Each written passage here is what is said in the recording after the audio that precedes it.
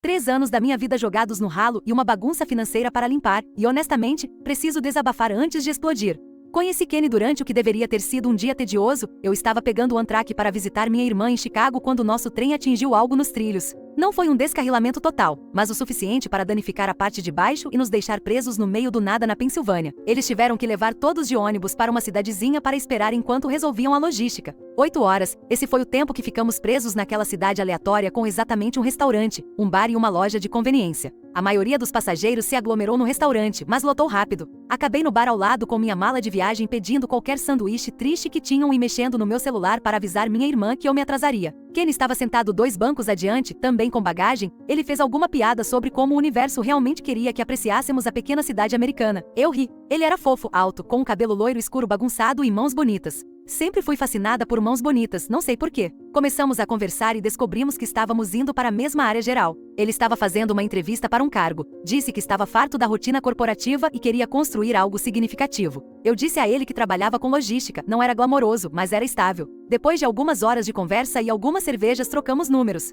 Sinceramente, não achei que daria em nada, mas ele mandou mensagem no dia seguinte e nos encontramos para um café quando voltei da casa da minha irmã. Aquela entrevista para a qual ele estava indo, ele não conseguiu um emprego, mas tinha outro alinhado, ele disse, e outro depois daquele, sempre algo grande no horizonte. Sempre quase conseguindo a oportunidade perfeita. Não me importei no começo. O mercado de trabalho é péssimo e ele era charmoso. 6 meses depois, o contrato de aluguel dele estava terminando. Meu apartamento era maior, mais perto do centro, e honestamente, eu já estava pagando a maioria dos nossos encontros de qualquer maneira, já que as finanças dele estavam temporariamente apertadas até ele conseguir seu próximo emprego. Quando ele sugeriu morarmos juntos, pareceu lógico, e foi aí que as coisas começaram a mudar. No primeiro mês ele pagou sua parte do aluguel em dia, no segundo mês ele se atrasou uma semana, e no terceiro mês ele inventou toda uma história sobre como o cheque de um projeto freelance estava atrasado, mas ele definitivamente cobriria o aluguel do próximo mês mais do que devia. Eu não insisti, eu podia arcar com o aluguel sozinha, era apertado, mas dava, e Kenny estava em casa o dia todo fazendo networking e construindo seu portfólio. Então pelo menos o apartamento estava limpo e o jantar geralmente estava pronto quando eu chegava em casa. Eu disse a mim mesma que era temporário. As desculpas ficaram mais elaboradas. A startup para a qual ele estava consultando tinha problemas de contabilidade. Um cliente estava atrasado no pagamento de uma fatura. O cronograma do projeto foi estendido, sempre algo além do controle dele, sempre com uma solução logo ali.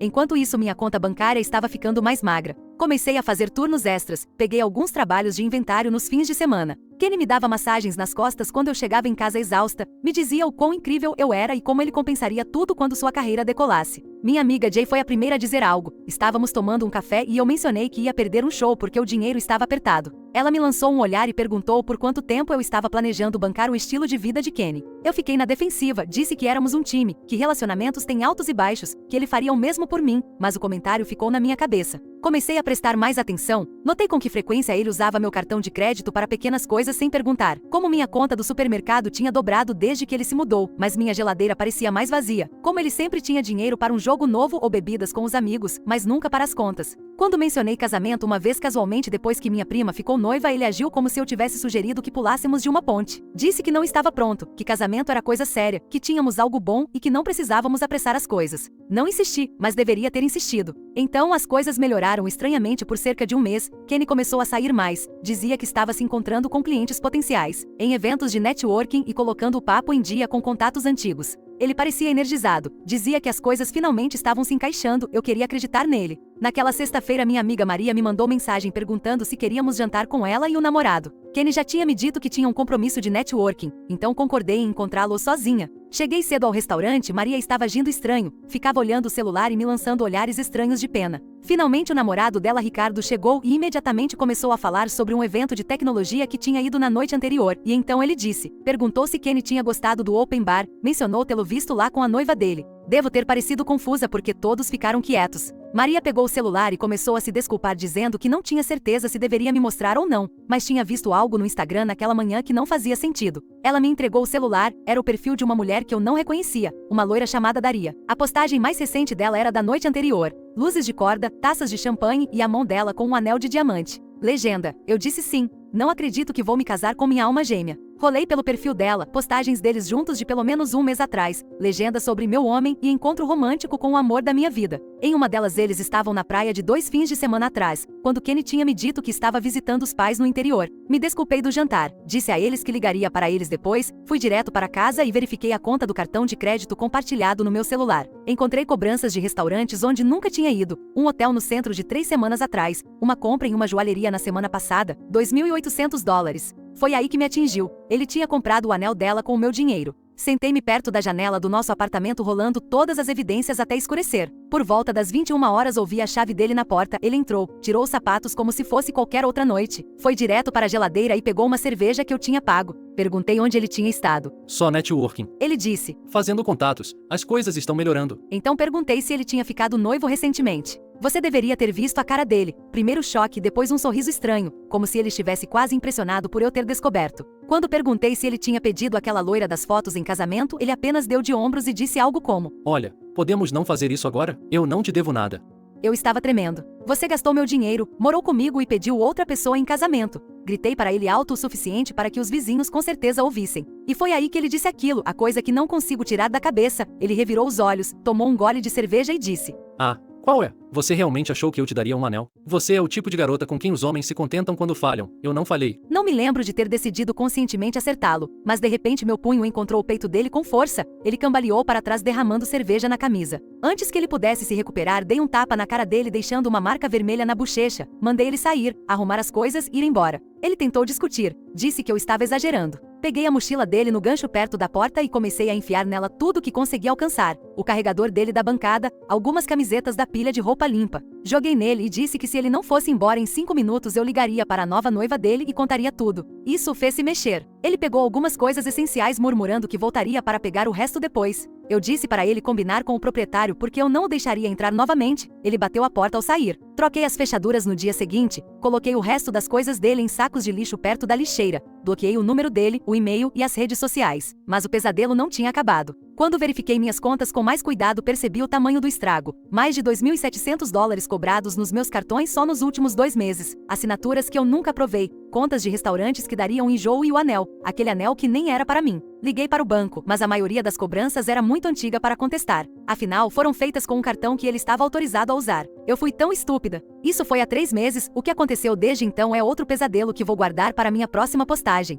Atualização. Antes de mais nada, obrigada por todos os comentários e mensagens na minha última postagem. Sinceramente, não esperava que tantas pessoas se importassem com o desastre que é a minha vida, mas aqui estamos. Muitos de vocês perguntaram o que aconteceu depois que eu expulsei, então peguem a pipoca porque é aqui que tudo realmente degringola. Na noite seguinte a que expulsei Kenny não consegui dormir, fiquei verificando a porta mesmo depois de trancá-la com a tranca extra. Por volta das 3 horas da manhã recebi uma série de mensagens de texto dele que variavam de raivosas. Como ouso envergonhá-lo colocando as coisas dele para fora? A manipuladora. Precisamos conversar sobre isso como adultos. Apatéticas. Não tenho para onde ir, não respondi a nenhuma delas. Na manhã seguinte liguei para o trabalho dizendo que estava doente, precisava de um dia para processar e descobrir exatamente o quão ferrada eu estava financeiramente. Fiz uma xícara de café e sentei com todos os meus extratos bancários, faturas de cartão de crédito e um caderno. O que descobri me fez literalmente engasgar com o café, não eram apenas os $2.700 que eu tinha notado inicialmente. Voltando mais encontrei pequenos saques, compras aleatórias, serviços de assinatura que eu não reconhecia, ele estava me esgotando lentamente há meses. O dano total era mais perto de $5.400, isso é $5.400 além do aluguel que eu estava cobrindo, além das compras de supermercado, além das contas de luz.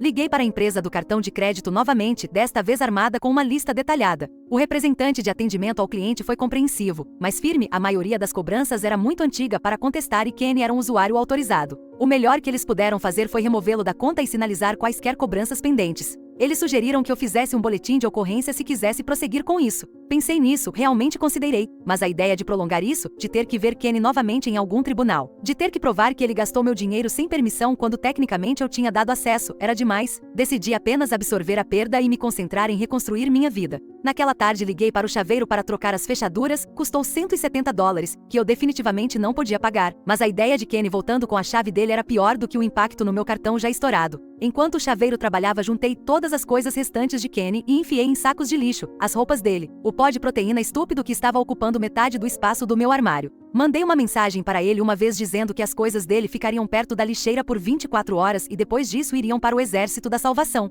Ele apareceu quando eu estava arrastando o último saco para fora, timing perfeito como sempre. Ele parecia sem fazer a barba e vestindo as mesmas roupas da noite anterior. Pensei brevemente onde ele tinha dormido. Depois me lembrei que não era mais problema meu. Ele tentou falar comigo dizendo que havia coisas que eu não entendia, que Daria não era o que eu pensava e que ele estava planejando terminar com ela. Eu apenas continuei andando passando por ele com os sacos. Quando ele agarrou meu braço para me parar, eu puxei com tanta força que ralei o cotovelo na parede de tijolos. Disse a ele que se ele me tocasse novamente eu chamaria a polícia. Isso calou, mas eu podia senti-lo me observando enquanto eu voltava para dentro. O chaveiro terminou 20 minutos depois, me entregou minhas novas chaves e finalmente senti que podia respirar novamente no meu próprio apartamento. A semana seguinte no trabalho foi um borrão. Eu estava exausta, pulando a cada vez que meu celular vibrava e cometendo erros estúpidos que meu supervisor ficava apontando. Na sexta-feira consegui colocar alguns prazos em dia, mas estava exausta. Minha amiga Jay me convidou para sair para beber dizendo que eu precisava voltar ao mundo dos vivos, mas eu não podia pagar. Inventei uma desculpa sobre estar cansada. Na segunda-feira seguinte fui chamada ao escritório do meu gerente. Achei que era sobre o relatório de estoque que eu tinha estragado na semana anterior, mas era pior, muito pior. Eles estavam reestruturando e minha posição estava sendo eliminada. Me deram um aviso prévio de 2 semanas e um pacote de rescisão insultuoso que nem cobriria o aluguel do próximo mês. Não chorei no escritório, assinei os papéis e voltei para minha mesa como se tudo fosse normal. Então me tranquei no banheiro e tive um ataque de pânico silencioso por 20 minutos. Naquela noite liguei para minha mãe, não somos super próximas, ela mora na Flórida com o segundo marido e nos falamos talvez uma vez por mês. Mas eu precisava ouvir um pai me dizer que tudo ficaria bem. Ela foi compreensiva, mas não exatamente útil. Disse que eu nunca deveria ter deixado Kenny morar comigo sem antes colocar um anel no dedo. Perguntou se eu tinha considerado voltar para casa até me reerguer. Voltar para a Flórida para dormir no sofá-cama da minha mãe e ouvir os discursos políticos do meu padrasto? Passo. Passei minhas 2 semanas de aviso prévio me candidatando a todos os empregos que consegui encontrar, enviei 73 currículos, recebi 6 respostas, todas solicitando entrevistas de segunda rodada que nunca se concretizaram. Os e-mails de rejeição começaram a encher minha caixa de entrada dia após dia. Na primeira semana de desemprego ainda tinha uma rotina: acordar, me candidatar a empregos, fazer um almoço barato, me candidatar a mais empregos, dar uma caminhada para economizar no aquecimento, fazer o jantar, assistir algo no YouTube, dormir e repetir. Na segunda semana minha conta bancária estava com 3 dígitos, cancelei a Netflix, comecei a tomar banhos mais curtos, comi macarrão instantâneo e ovos na maioria das refeições. Liguei para a companhia de eletricidade para tentar um plano de pagamento, liguei para o meu proprietário e prometi que o aluguel atrasaria alguns dias. Ele não ficou feliz, mas disse que esperaria até o dia 15 antes de cobrar uma taxa de atraso. O dia 15 chegou e passou. Vendi meu relógio bom no eBay, vendi algumas roupas no Pozark, anunciei minha TV no Facebook Marketplace, mas só recebi ofertas baixas. Então meu celular vibrou com uma mensagem de um número que eu não reconhecia. Era Kenny. Ele tinha um celular novo ou estava usando de outra pessoa. Disse que precisava falar comigo, que Daria tinha descoberto sobre nós e terminado tudo, que ele estava arrependido e queria explicar. Bloqueei aquele número também, mas isso me abalou, não porque eu me importasse com os problemas dele, mas porque me lembrou quão espetacularmente eu falhei em julgar o caráter. Eu tinha deixado esse homem entrar na minha vida, na minha casa, dado acesso às minhas finanças, e ele não me via como nada além de uma conveniência, um plano B, alguém para usar. No final do mês eu estava desesperada, meu proprietário tinha começado a deixar mensagens de voz sobre o aluguel. Minha eletricidade tinha sido cortada por 48 horas antes que eu juntasse o suficiente para pagar o mínimo para religar. Eu não comia nada além de arroz branco há 3 dias seguidos porque era tudo que me restava. Finalmente engoli meu orgulho e me inscrevi para assistência temporária. O processo foi humilhante. Preencher formulários detalhando cada aspecto da minha vida financeira, esperar horas em um escritório governamental superlotado e ser informada de que eu ganhava muito no meu emprego anterior para me qualificar para ajuda imediata. Eles me deram uma lista de bancos de alimentos. No dia seguinte fui a um, fiquei na fila com minha identidade e comprovante de endereço. Aceitei uma caixa de enlatados e pão quase vencido com um sorriso que parecia que ia rachar meu rosto. Levei para casa no ônibus sentindo como se todos estivessem olhando para mim, mesmo que ninguém se importasse. Naquela noite recebi um e-mail. Era de um pequeno armazém que precisava de ajuda temporária durante a alta temporada. O pagamento era menos da metade do que eu estava ganhando, mas era alguma coisa. Respondi imediatamente, tive uma entrevista por telefone na manhã seguinte e comecei na segunda-feira seguinte. O trabalho era fisicamente brutal, 8 a 10 horas em pé levantando caixas, escaneando inventário, trabalhando em frio congelante ou calor sufocante dependendo da seção do armazém para a qual eu era designada. Minhas mãos desenvolveram calos, minhas costas doíam constantemente e eu chegava em casa tão cansada que nem conseguia pensar pensar em me candidatar a empregos melhores, mas eu ganhava o suficiente para pagar parte do aluguel, ainda não tudo, mas meu proprietário concordou com outra prorrogação desde que eu pagasse as taxas de atraso.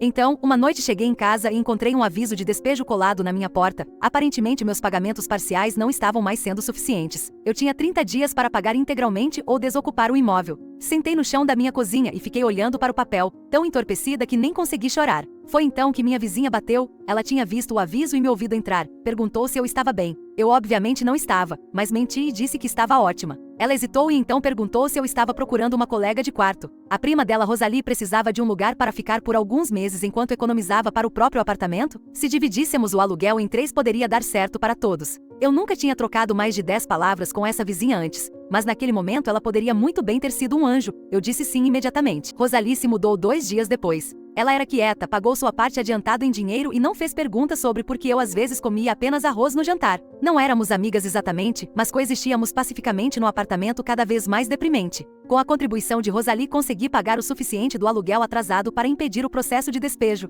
Eu ainda estava afogada em dívidas de cartão de crédito, ainda trabalhando em um emprego que pagava mal acima do salário mínimo, ainda comendo como uma estudante universitária durante a semana de provas finais, mas eu não estava sem teto e isso contava para alguma coisa. Então um dia, cerca de 3 meses depois que expulsei Kenny, eu estava correndo para pegar o ônibus para o trabalho quando esbarrei em alguém na calçada. Cambaleei para trás murmurando um pedido de desculpa sem olhar para cima. Então ouvi meu nome. Era Kenny parado ali como se estivesse me esperando. Ele estava vestindo um uniforme de fast food, daquele tipo com a camisa polo e viseira horríveis. Tentei passar por ele, mas ele entrou na minha frente. Disse que estava tentando entrar em contato comigo, que precisava falar comigo e que tinha cometido um erro enorme. Notei que o celular dele era um modelo antigo, não o iPhone de última geração que ele sempre teve antes. O karma é uma vaca, suponho. Eu disse que estava atrasada para o trabalho e o empurrei para o lado. Ele gritou atrás de mim dizendo que voltaria e que consertaria as coisas. Eu não olhei para trás, apenas corri para o ônibus e entrei assim que as portas estavam fechando. Naquela noite não consegui dormir, encostei uma cadeira na maçaneta da porta do meu quarto, mesmo sabendo que era paranoia.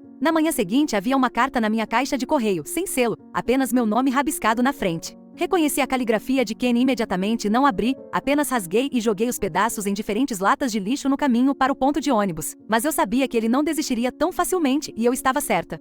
Atualização 2. Obrigada por todos os comentários de apoio. Lê-los durante minhas viagens de ônibus para o trabalho tem sido um dos poucos pontos positivos ultimamente. Alguns de vocês pediram mais detalhes sobre o que aconteceu depois que Kenny começou a aparecer novamente, então aqui vai. Depois que rasguei a carta de Kenny pensei que talvez ele entendesse o recado, não entendeu. Nas 2 semanas seguintes eu o avistava aleatoriamente do outro lado da rua do meu prédio, no ponto de ônibus perto do trabalho, uma vez até na lavanderia onde eu tinha começado a ir porque as máquinas do nosso prédio eram muito caras. Ele nunca se aproximou diretamente, apenas observava, às vezes ele acenava ou tentava cruzar meu olhar. Eu fingia não vê-lo e andava mais rápido. Meu emprego temporário no armazém rapidamente se tornou um pesadelo. Os gerentes ficavam estendendo os turnos sem nenhum aviso prévio. Então eu chegava esperando trabalhar 8 horas e acabava ficando 12. Meus pés estavam constantemente inchados e eu desenvolvia uma dor aguda na parte inferior das costas que nunca realmente desaparecia. Mas eu não podia me dar ao luxo de pedir demissão, então apenas tomava qualquer ibuprofeno que encontrava no apartamento e continuava. Rosalie percebeu uma noite que cheguei em casa e literalmente não conseguia ficar em pé. Ela estava fazendo algum tipo de sopa e me ofereceu uma tigela. Era a primeira comida caseira de verdade que eu comia em semanas que não fosse arroz branco ou macarrão instantâneo. Sentamos à mesa da cozinha e pela primeira vez conversamos de verdade. Acontece que Rosalie tinha sua própria história de Kenny, nome diferente, mas a mesma merda. Foi estranhamente reconfortante saber que eu não era a única idiota que confiou na pessoa errada. Começamos a jantar juntas quando nossos horários coincidiam, apenas o que conseguíamos juntar da nossa despensa triste e da seção de descontos do supermercado, mas ajudou. Então, uma manhã no final de novembro acordei sentindo como se um caminhão tivesse me atropelado. Minha garganta estava em chamas, minha cabeça latejava e eu mal conseguia sair da cama. Liguei para o trabalho explicando com a voz rouca, meu supervisor suspirou pesadamente e me lembrou que trabalhadores temporários não têm dias de folga por doença. Se eu não fosse trabalhar talvez não tivesse mais o emprego quando me sentisse melhor. Me arrastei até o banheiro, medi minha temperatura com um termômetro antigo que encontrei no armário de remédios, 39,7 graus Celsius. Isso não podia estar certo, sacudi o termômetro e tentei novamente, 39,9 graus Celsius. Eu deveria ter ido ao pronto-socorro, sei disso agora. Mas o pronto-socorro custa dinheiro e eu tinha exatamente $27 na minha conta corrente para durar até o pagamento. Então tomei mais ibuprofeno, me agasalhei com todas as camadas de roupa que eu tinha e de alguma forma consegui chegar ao ônibus. Não me lembro muito daquele dia, escaneei caixas, bebi água da fonte e me escondi no banheiro quando a tontura piorava. De alguma forma consegui terminar meu turno, lembro de esperar o ônibus para casa tremendo violentamente, mesmo suando pelas roupas. A próxima coisa que sei é que estava no chão, alguém estava me sacudindo e perguntando se eu estava bem. Era uma adolescente com uma cara absolutamente apavorada. Aparentemente eu tinha desmaiado no ponto de ônibus. Ela me ajudou a sentar e perguntou se deveria chamar alguém. Eu disse não, que estava bem, apenas cansada. Eu não estava nada bem. Consegui entrar no ônibus, de alguma forma voltei para o prédio. Subi os 3 lances de escada basicamente rastejando e então desabei no chão da sala ainda com meu casaco e botas. Foi ali que Rosalie me encontrou quando voltou do turno da noite. Ela me disse depois que achou que eu estava morta a princípio. Eu estava tão pálida e mal respirava. Ela conseguiu me colocar na cama, me forçou a beber água e colocou panos frios na minha testa a noite toda. De manhã minha febre tinha passado, mas eu me sentia como se tivesse sido atropelada 2 vezes. Rosalie já tinha ligado para o meu trabalho dizendo que eu estava com pneumonia e não iria trabalhar por pelo menos 3 dias. Tentei protestar, ambas sabíamos que eu provavelmente perderia o emprego, mas ela me interrompeu imediatamente dizendo que nenhum emprego valia a pena morrer, especialmente um que pagava tão pouco.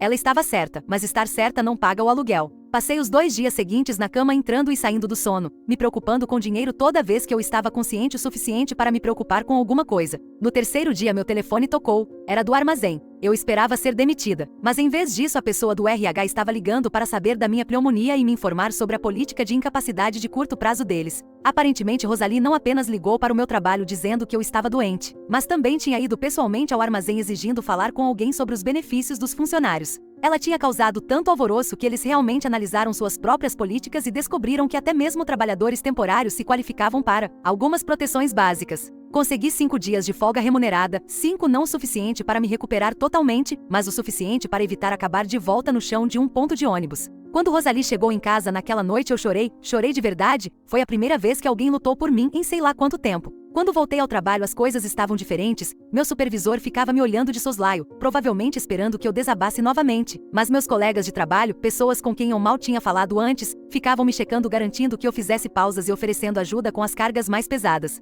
A notícia sobre a garota cuja colega de quarto causou um inferno no RH se espalhou. Enquanto isso a situação de Kenny tomou um novo rumo, os avistamentos aleatórios pararam, mas as mensagens de texto aumentaram. Ele de alguma forma conseguiu um número novo novamente ou estava pegando telefones emprestados e enviava essas mensagens longas e desconexas sobre o quanto sentia minha falta, como Daria tinha arruinado sua vida e como ele tinha pensado em onde tudo deu errado. Eu bloqueava cada número novo assim que chegava, mas era exaustivo. Jay sugeriu que eu trocasse meu número completamente, mas isso significava pagar uma taxa que eu não podia pagar, então apenas continuei bloqueando e ignorando. Dezembro chegou, trazendo ainda mais estresse financeiro. O armazém estava mais movimentado do que nunca com os pedidos de fim de ano, o que significava mais horas, mas também mais esforço físico. Minha dor nas costas piorou tanto que comecei a tomar a dose máxima de ibuprofeno todos os dias só para funcionar. Meus dentes doíam constantemente, uma cárie me incomodava há meses, mas tratamento dentário poderia muito bem ter sido uma viagem de luxo para as Maldivas para o que eu podia pagar. Em uma manhã particularmente fria eu estava esperando o ônibus batendo os pés para me aquecer quando uma senhora mais velha ao meu lado puxou conversa. Apenas conversa normal de ponto de ônibus. O tempo, o ônibus atrasado, coisas típicas. Então ela mencionou que trabalhava em um consultório médico na rua.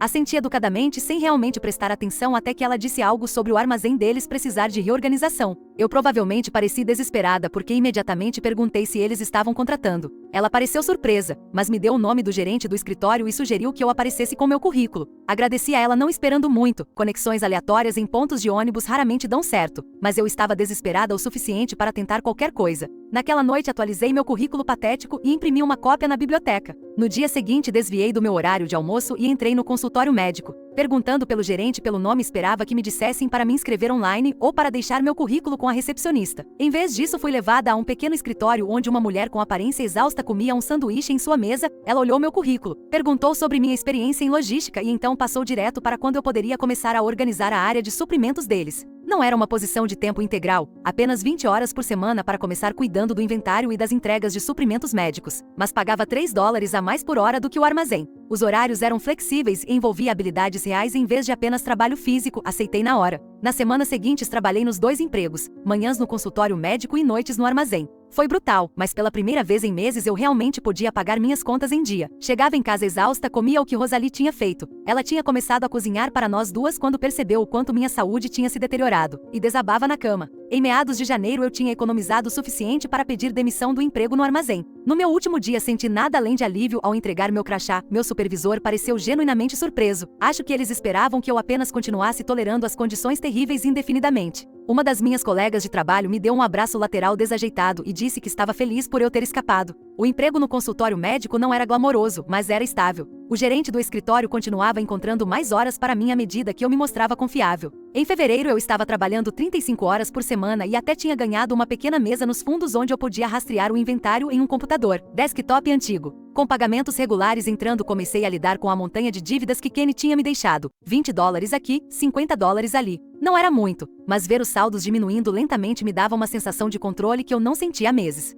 Rosalie e eu nos estabelecemos em uma rotina confortável. Não éramos melhores amigas nem nada, mas havia um respeito e entendimento mútuos entre nós. Ela tinha começado a namorar alguém novo, um cara quieto, e às vezes ele se juntava a nós para o jantar. Era bom ter outra pessoa no apartamento que não fosse Kenny. As coisas estavam melhorando lentamente, minhas costas ainda doíam, meu dente ainda latejava ocasionalmente, mas eu estava conseguindo um passo de cada vez. Então chegou o dia dos namorados. Eu estava deliberadamente ignorando todas as decorações em forma de coração nas lojas, os comerciais românticos e os casais planejando noites especiais. Rose e o namorado iam sair, então eu tinha um apartamento só para mim. Eu tinha planejado uma noite emocionante de pizza congelada e o que quer que fosse novo na Netflix. Eu estava na metade da minha pizza triste quando alguém bateu na porta, não uma batida normal, uma batida persistente, quase desesperada. Congelei, fatia de pizza a meio caminho da boca. Tinha que ser Kenny, mas ninguém seria tão dramático. Fui na ponta dos pés até a porta e olhei pelo olho mágico. Lá estava ele segurando o que pareciam flores e uma caixinha. Recuei da porta esperando que ele pensasse que não havia ninguém em casa. Ele bateu de novo, então chamou meu nome. Disse que sabia que eu estava lá dentro, que tinha visto a luz debaixo da porta, que ele só queria conversar, explicar e consertar as coisas.